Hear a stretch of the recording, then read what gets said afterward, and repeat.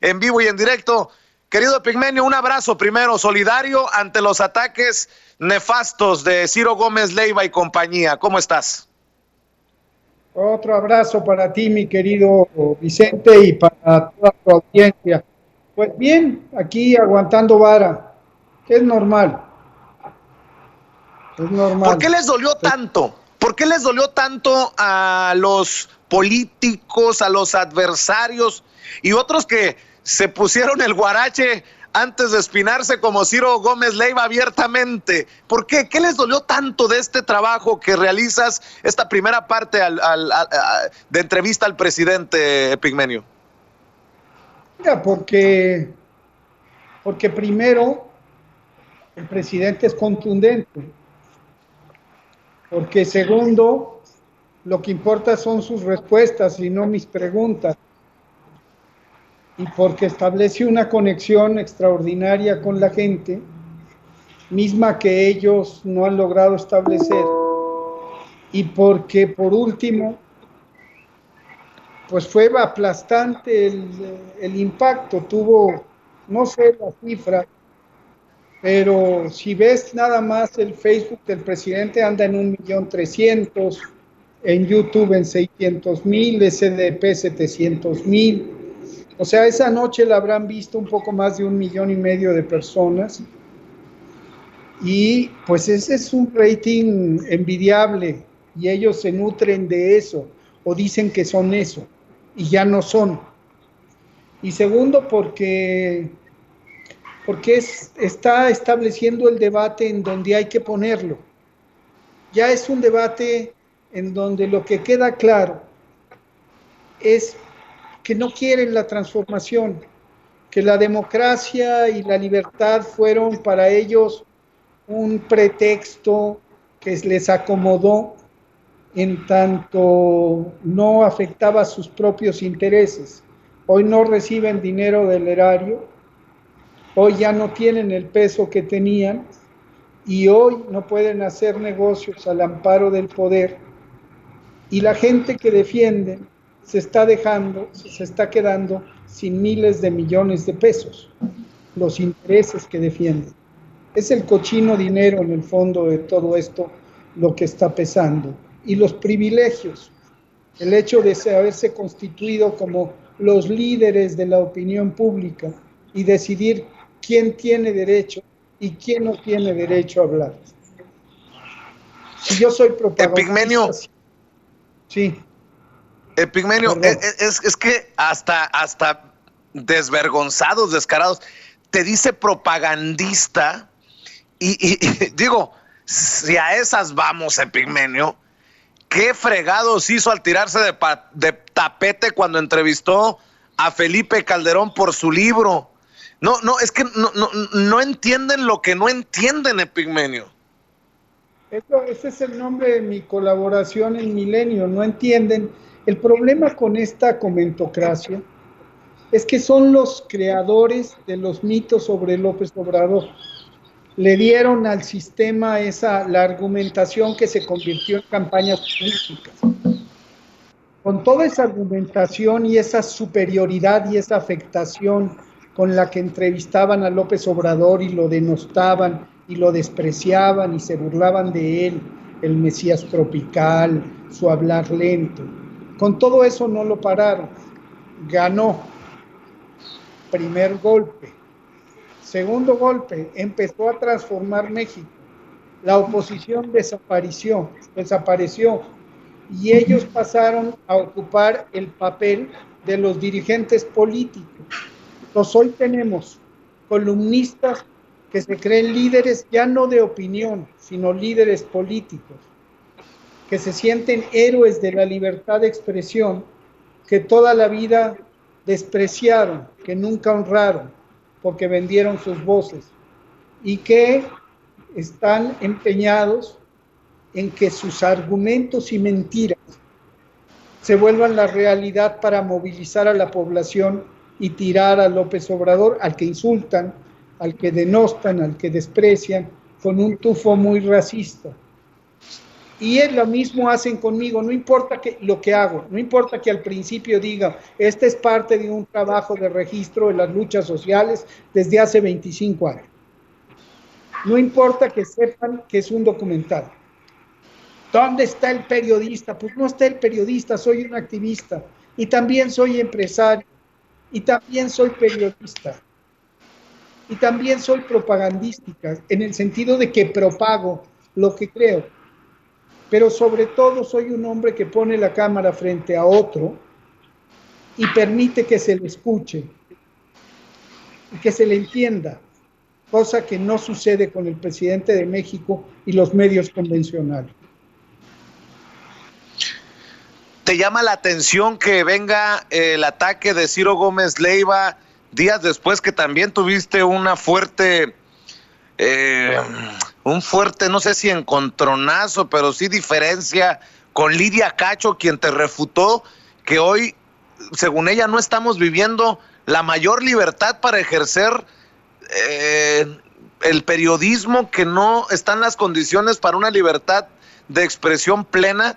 Yo estoy de tu lado. Yo no sé cómo Lidia Cacho, perseguida en otros sexenios, pueda decir lo contrario, pero ¿te parece que es ¿por qué?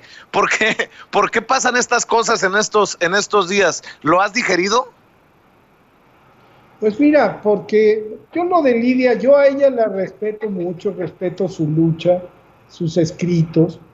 No entiendo por qué se metió con cosas personales, además tan dolorosas. ¿Por qué se mete a decir que Payán se fue de Argos? O sea, ella no sabe que Payán es mi padre, es mi hermano, que es un hombre muy mayor y que tiene derecho a retirarse.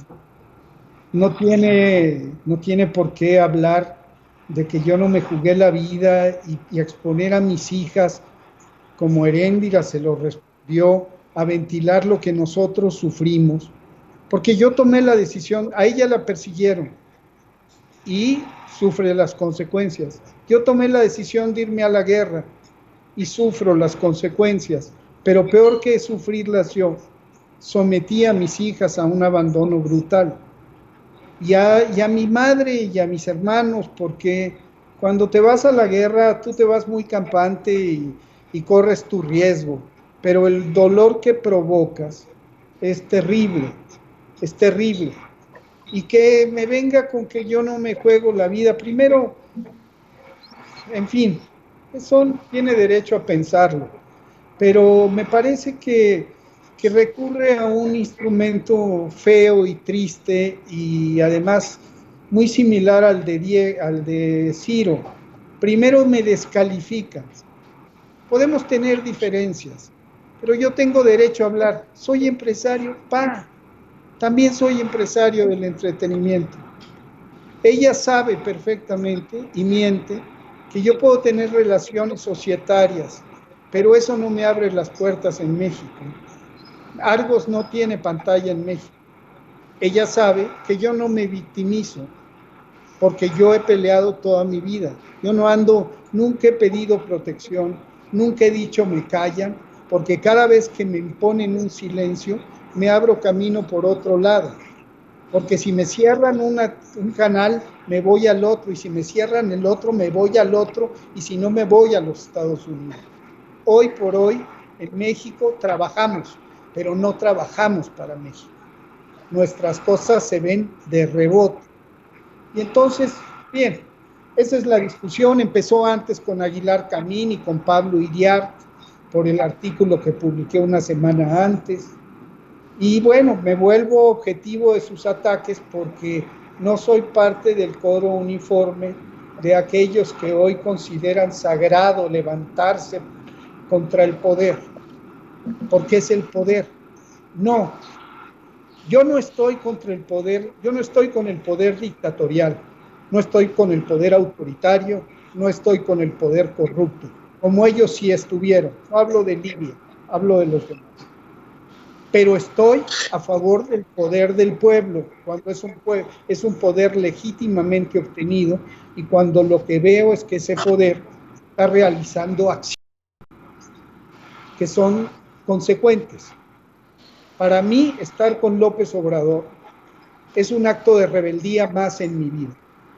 Es más, es el acto de rebeldía más radical. Es más difícil ser hoy obradorista que antes ser opositor, porque hay este coro de los medios y el dinero que te linchan por esa razón. Está bien, seguiré mereciendo sus ataques y viniendo de quien vienen los insultos, me honro. Pues vaya bofetada con guante blanco la que acabas de soltar, Epigmenio Ibarra. ¿Cómo encontraste al presidente Andrés Manuel López Obrador? Me llama mucho la atención que lo más que le pueden criticar a tu trabajo es alguna movida de la cámara o que se haya subido a una silla el presidente para abrir una puerta hacia el balcón. No analizan cómo detiene la entrevista que te está concediendo para escuchar al pueblo que le gritaba de abajo. No, se subió a una silla y peor aún, ahí está un Javier Lozano que me pareció lo más bajo, que le dieran promoción a una fake news porque editaron una parte de las declaraciones del presidente. Caramba, ¿cómo les dueles, Epigmenio Ibarra? Mira, mi cámara se mueve, siempre se ha movido. O sea, yo empecé hace muchos años, me decía Carlos Fuentes en una entrevista, me decía, bueno, ¿y tú por qué no tienes tripié? Qué buen estilo, ¿por qué lo haces todo tú desde la cámara? Pues porque no tengo dinero, porque estoy yo solo, porque así trabajo, no tengo el dinero para tener un camarógrafo. En la guerra le decía eso, y le dije, es la estética de la miseria, se volvió lenguaje. En combate, tú no puedes andar con un equipo si te quieres meter realmente al combate. Primero anduve muchos años con un sonidista, después con la Betacam, me metía yo solo a los combates y estructuré un lenguaje que se volvió muy afortunado porque era muy orgánico mi movimiento y porque yo era mucho más joven. El cambio de tecnología y el hecho de que antes de hacer la entrevista estuve un poco malo y perdí peso y perdí firmeza muscular, hace que la entrevista con Andrés Manuel, sóplate 4 horas con la cámara al hombro, pues mi movimiento que era orgánico ahora se vuelva tembeleque, ni modo, lo consideramos un estilo, es lo que yo hago. Pero segundo, dicen, es una producción que la hicimos Chepo y yo, los que siempre trabajamos. Siempre estoy con la cámara al hombro, a veces uso tripié, pero a veces, porque cuando llevas tripié necesita ir otra persona más. Fue Julio los últimos días con nosotros, éramos 3. Pero la cámara es buena, ¿por qué no lo filmaste con el celular? Porque yo me acomodo con una cámara grande. Yo me hice con las Betacam. Las cámaras pequeñas no me sirven, el celular se me mueve mucho más, necesito que mi cuerpo se mueva. Entonces yo le ofrezco una disculpa al público porque ya no soy el camarógrafo que era, y bajar las escaleras con una cámara de 20 kilos, pues no es tan sencillo, pero ni modo. Pero lo que no se nota es que más que las preguntas, lo que importa son las respuestas, que lo que yo establezco es una conexión, que no estoy ahí luciéndome como el periodista, pero usted dijo, que lo mismo hice con Fidel Castro, que lo mismo hice con todos los presidentes de América Latina, que lo mismo hice con el subcomandante Marcos, que lo mío no es la entrevista periodística tradicional, es el retrato más cercano a lo documental, es la conversación. ¿Es atractivo o no? Yo le pregunto a la gente. Escuchar a Andrés Manuel López Obrador reflexionar, hablar de Martí, dar unos pasos, regresarse y decir, fíjate que el tronco común y los injertos, y elaborar sobre la marcha, salir al balcón, y la metáfora empieza hablando de una silla en la que no se sentó Zapata, pero se sentó Villa, y dice, yo la mandé lavar de todas maneras. Y luego se sube a una silla, no se sienta, no me recibe sentado en la silla con la majestad del mandatario. Me parece que eso desacraliza la imagen presidencial y que la gente no se da cuenta que andar con un presidente solo, sin guardias, habla de que el de Estado Mayor Presidencial y la nube de ayudantes desaparecieron. Se acabó el boato. Claro, dicen, pero anda en Suburban. Pues sí, porque anda en carretera y se avienta 1,200 kilómetros. Yo hice 19 estados con él. Es imparable. ¿Y cómo lo encontré? Me encontré al mismo hombre que filmé en el desafuero, afuera de su casa en Copilco. El mismo hombre. El mismo hombre que filmé en Reforma, al que seguí por las manifestaciones. El mismo hombre que he filmado en 20 años, hoy en Palacio Nacional. Presidente de la República por la voluntad de 30 millones de mexicanas y mexicanos. ¿Cómo ves esto de las críticas a que se subió a la silla histórica para abrir la puerta del balcón? O que te andan editando los videos para hacer creer a la gente que dijo algo que no dijo. Eso sí ya es muy maquiavélico, ¿no? Mira, la gente lo que comenta, si tú revisas los miles de comentarios que hay en YouTube y en Facebook, que están menos infestados, digamos, de bots, pero incluso los que recibimos esa noche, hay dos cosas muy señaladas que la gente rescata. La subida a la silla porque hablan de un hombre normal que lo hace en su casa, pero que lo hace, que limpia la silla además, que no le dice no truena los dedos si viene un asistente. Y la otra cosa que rescatan es la bajada de la escalera, porque cuando me dice, ven, tú representas al pueblo, le dice a la gente que está viendo la entrevista, bajen conmigo. Y esa cosa conmueve a la gente. Entonces, que digan misa, hablan de tonterías y no se dan cuenta de que esto tiene una penetración y un sentido que va más allá de sus pobres opiniones.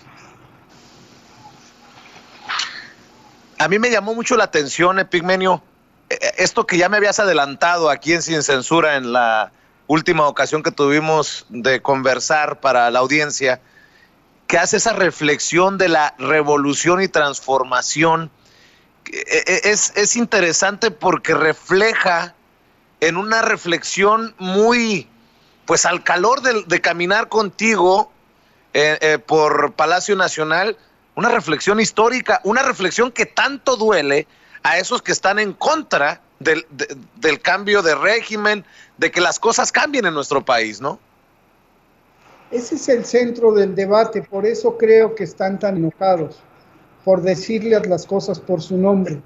Yo escribí un artículo hace 2 semanas que se llama Los días que estremecen a México, citando a John Reed, porque no dejo de pensar en John Reed y en Stefan Zweig, en los momentos estelares de la humanidad, y no dejo de pensar en los días que conmovieron al mundo.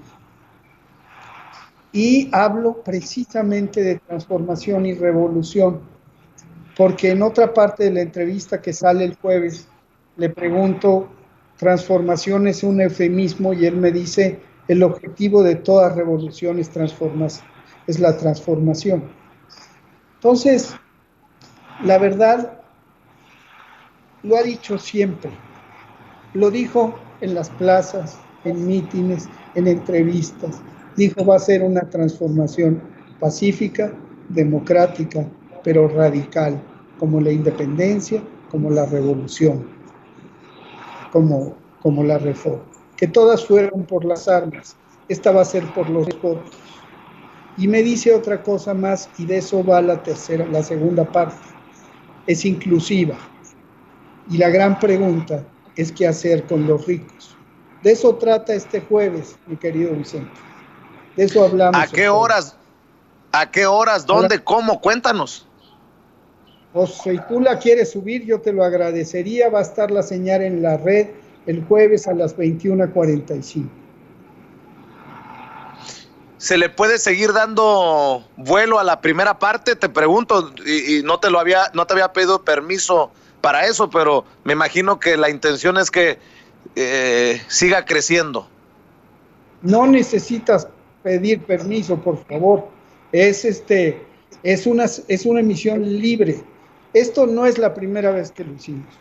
Lo hicimos en la marcha del desafuero, entonces no estaba la red, hicimos un satélite, hicimos el satélite multidestino y avisamos a todas las emisoras del mundo que estaba en la red, que estaba a disposición. Lo volvimos a hacer con la marcha de la paz de Sicilia y lo volvimos a hacer en los diálogos de paz con Felipe Calderón y Sicilia en el castillo de Chapultepec, que por cierto Calderón miente en su libro. Nosotros, la prensa iba a cubrir el evento y la transmisión oficial iba a estar a cargo de Sepropie. La discusión a través de Javier Sicilia fue que hubiera una narrativa ciudadana del evento completo, porque para que no fuera la señal de Sepropie. Y la discusión que tuvimos fue, Sepropie nos dijo, perfecto, Presidencia nos dijo, les vamos a dar 2 cámaras en el lugar de la prensa. Y nosotros dijimos, queremos, esté la prensa, perfecto, queremos las cámaras nuestras en las mismas posiciones que Sepropie. Y entonces me dijeron, te damos 3 cámaras, una en la prensa, otra en otro sitio y otra en el presidium. Y le dije, ¿cuál es el presidium? ¿Dónde está el presidente? Le dije, ese no es el presidium. El presidium son las víctimas, porque además ese señor ni es presidente.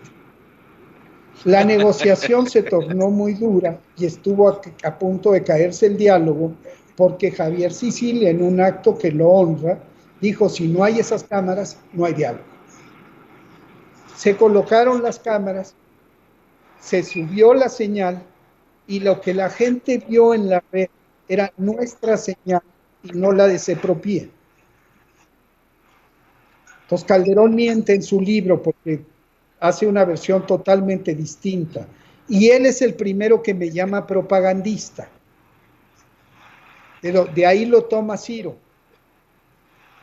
Todo esto tiene una articulación. En su libro Calderón me llama propagandista, Ciro me llama propagandista, de ahí se agarran todos. ¿Calderón está detrás de la campaña iniciada contra Epigmenio Ibarra entonces? No creo que esté detrás, pero que está en las mismas, sí. Es que Calderón lo que estaría es muy ocupado preparando la defensa, porque le van a caer los gringos, hombre. Ahorita están muy ocupados con todo el desmadre que hay, pero espérate que salgan las evidencias y que a García Luna lo aprieten y le pregunten y le muestren las grabaciones, porque hay 2 grandes asuntos. Está el dinero del narco para García Luna y está el dinero de los proveedores de armas y el gran negocio en torno a la guerra. De eso Calderón tiene que dar la cara a la nación, de los asesinatos, de las masacres, de la traición y también del negocio enorme que hicieron con la guerra. Pues está muy enojado Calderón y muy ocupado en nimiedades, retuiteando a Ciro Gómez Leiva y actuando en Twitter. Que se encierre con sus abogados antes de que lo extraditen. Por esto que acabas de exponer, Epigmenio, te decía en un comentario que escribí en Twitter, no les hagas caso, Epigmenio, son los damnificados del rating, de la publicidad oficial, de los castigados por la decisión del pueblo en 2018. Y bueno, pues yo no sé si hasta te burles de ellos en algún momento en la intimidad de tu hogar, pero todos estos que estás mencionando son los que te dicen que tú eres uno de los beneficiados por la condonación de impuestos. Y a veces digo yo, la verdad que el descaro es muy cabrón como para tener cara y decir cualquier barbaridad y tirar dardos que perfectamente se los puedes regresar envenenados, mi querido Epigmenio. Mira, te voy a decir un poco como dice el doctor Gatell. Ya se los he respondido muchas veces, pero con todo gusto se los puedo explicar. En 2011, en el marco de la campaña de hostigamiento fiscal de la que fuimos víctima, se nos fincó un juicio fiscal. Peleamos ese juicio indebido de 2011 a 2018 con el gobierno de Enrique Peña Nieto. Perdimos el juicio por 25 millones de pesos. Al perder el juicio, dijimos, como la libertad es de quien paga sus impuestos, la libertad de expresión, paguemos de inmediato, siendo que no nos regresaban el IVA y que no teníamos cómo pagar, pero encontramos la manera de pagar y pagamos de inmediato. Como a cualquier contribuyente, se nos hizo entonces lo que se llama disminución de multas y recargos por 3.200.000 pesos. Disminución, cuando tú vas a pagar el predial y lo pagas a tiempo, te hacen eso. Es un beneficio fiscal. Y aparecimos en la lista de condonaciones de 2018 hasta abajo, diciendo multas y recargos. Pedimos al SAT una aclaración, se publicó. Siguen diciendo la misma mentira, porque lo importante, y lo dice el presidente, es repetir una y otra vez la misma mentira. Me dicen Goebbels, quienes adoran a Goebbels. Yo detesto al nazismo. Yo soy un combatiente antifascista. Ellos son unos admiradores. Ellos admiran a Goebbels, el propagandista. Yo sé que es un asesino. Ellos siguen los arquetipos de Goebbels. Goebbels lo que hacía es exactamente lo que ellos hacen. Deshumanizar con los insultos, con la descualificación al oponente para convertirlo en cosa, eliminarlo. Así hacían con los judíos. Así hacen ahora con quien es contrario a sus ideas. Y como tienen tantos medios, están en radio, en televisión, en prensa, en redes, mienten sistemática e impunemente. Eso es terrible. Y precisamente parten del principio de calumnia que algo queda.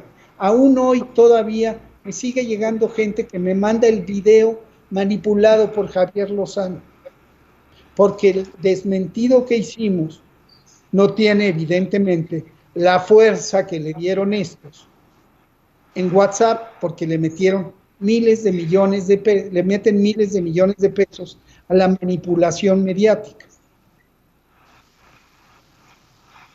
Yo te menciono esto de los impuestos porque, insisto, me parece muy baja la campaña contra Epigmenio Ibarra. Fernando Belaunzarán, el don nadie del PRD, vaya, la empresa de Epigmenio Ibarra sí figura en la lista de condonaciones del SAT. ¿Y quién lo publica? La revista Etcétera, que defienden a los más, pues a los enemigos de México para acabar pronto, Epigmenio, y yo por eso te entraba a este diálogo ofreciéndote mi solidaridad, porque no sé,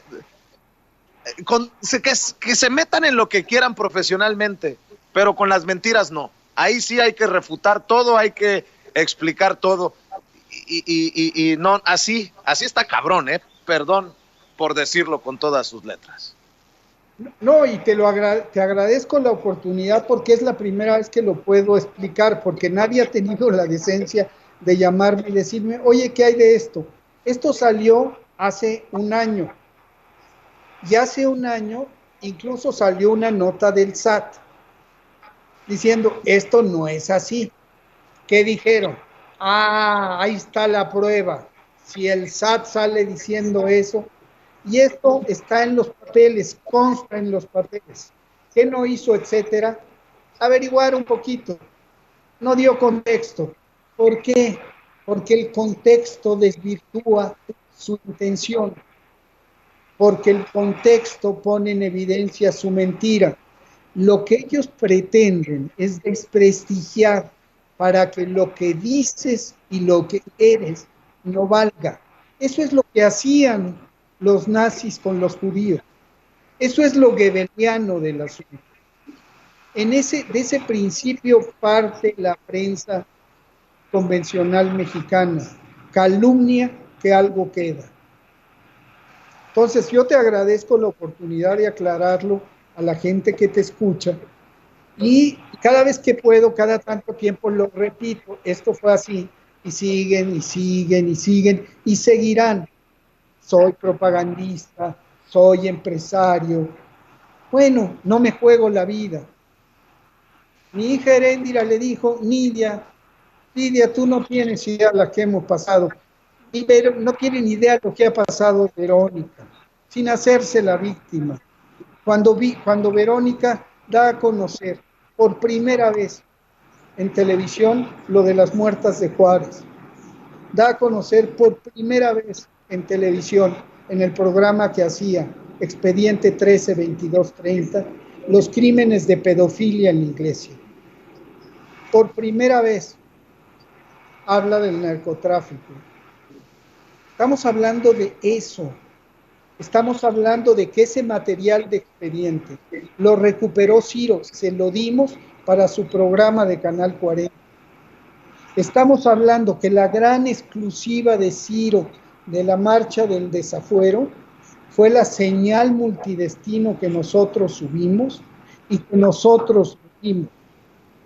Y no reconoce que él junto a Denise Merker se sentaron en el techo de una unidad móvil de Argos en el Zócalo y desde ahí transmitieron la marcha del desafuero que constituyó el mayor desafío de Canal 40 al régimen.